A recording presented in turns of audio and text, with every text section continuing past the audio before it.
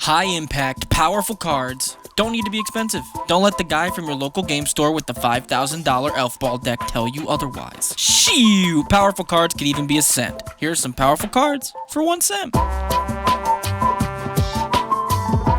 Up first is Sizzling Soloist. 3 and a red for a 3/2 human citizen. Whenever another creature enters the battlefield under your control, target creature an opponent controls can't block this turn. If this is the second time this ability has resolved, that creature must attack on that player's next turn. In a token deck, this card could easily trigger enough to open the opponents wide up for a swing. The second trigger is a little awkward because it makes something swing for some random reason, but past that, you're just making the entire board unable to block. Throw this in a Perforos deck while you're dropping all those creatures to ping your opponents. You also might as well open them up to smack face. Up next is Inga Rune Eyes, 3 and a blue for a 3/3 human wizard. When she enters, scry 3. When she dies, draw 3 if 3 or more creatures died this turn. I really like Inga in a reanimator deck, as you get to reuse both effects by reanimating or sacking her with a bunch of other stuff, or in just a straight up aristocrats deck because their whole thing is sacking a bunch of creatures anyway, and if you're running reanimator in that aristocrats deck, even better. Plus, if someone board wipes, you get to draw 3 cards, which is honestly really awesome. Let's talk about Dahada.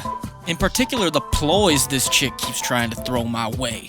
1 a black and a blue for an instant, draw 2 cards, then discard a card. You gain life equal to the number of cards you've discarded this turn, and it also has Jumpstart. I throw this card in with my Notion Reigns, and I love it. It really works well in Reanimator decks, as it fills your graveyards up so quick by discarding us a total of 3 cards when you Jumpstart it, plus drawing us 4 cards. So the likelihood of discarding big fatties and drawing Reanimator stuff is very high. Court Street Denizen doesn't see as much play as its Ivy Lane cousin, but she's cool too. 2 and a white for a human soldier. Whenever another white creature enters the battlefield under your control, tap target creature and opponent controls. If you're in a token deck and running stuff like Secure the Waste or Luminarch Ascension, I'd consider running this. Flood the board with those white creatures, open up the opponent to whatever else you have on board to smack face. A great addition to a white-centric creature deck. Battery Bearer is actually really sick. 2 a green and a blue for a 3/4 human artificer, or artificer if you're fancy. Creatures you control have tap for 1 waste. This can't be used to cast non-artifact spells. Whenever you cast an artifact spell with mana value 6 or greater, draw a card. If you're in the artifact deck with Simic in it, this is the girl.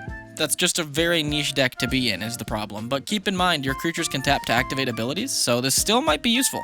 Raise the Ground is one that's been putting in work for me. 2 and a red for a sorcery that can't be countered. Destroy target artifact. If that artifact costs 1 or less, draw a card. Yeah, I really don't have much to say about this. 1 cent, uncounterable removal. Oh, is that a Soul Ring? Is that a Skull Clamp? Oh, is that a turn 1 Mana Vault? Looks like I get to draw a card as well as take that thing out, and it's uncounterable. This is seriously very solid.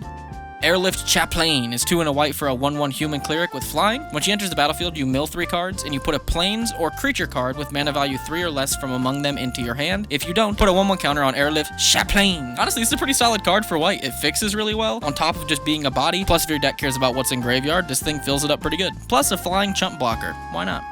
Let's talk about Eye Blight Colors. Eye Blight Colors is 4 and a black for a 3/3 elf warrior. When they die, create 3 1/1 green elf warrior creature tokens, then mill 3 cards. This seems decent again in a reanimator. Also seems super good in aristocrats, as it's a sack target that spits out 3 more sack targets. Pretty solid.